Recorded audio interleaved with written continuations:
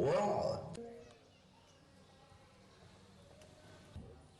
Daripada pertemuan-pertemuan yang dari ujung ke ujung wilayah masalah syariat Islam di Aceh harus jalan sesuai.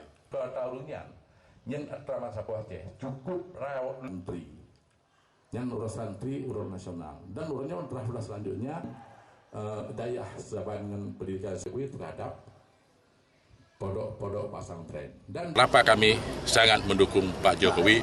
Karena kami anggap beliau peranan dan ada sebahagian daripada Aceh beliau lakukan untuk Aceh yang lebih bagus dan lebih baik ke depan. Harapan kami kepada Pak Jokowi ke depan, Aceh ini diperhatikan khusus, harus diperbaiki keadaan Aceh yang saat ini belum sejahtera, para masyarakat, para ekombatan. Mudah-mudahan dengan terpilih beliau nanti kesejahteraan. Kenapa kita bicarakan ekombatan Kam?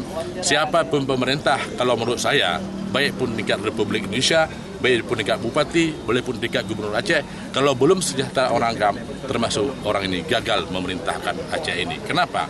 Inilah menjaga perdamaian dengan sukarela tanpa digaji oleh negara yang mereka ini yang menjaga perdamaian sampai 13 tahun hari ini. Mudah-mudahan perdamaian Aceh baik dan sejahtera sampai hari ini dalam konteks perdamaian tidak ada yang bermasalah.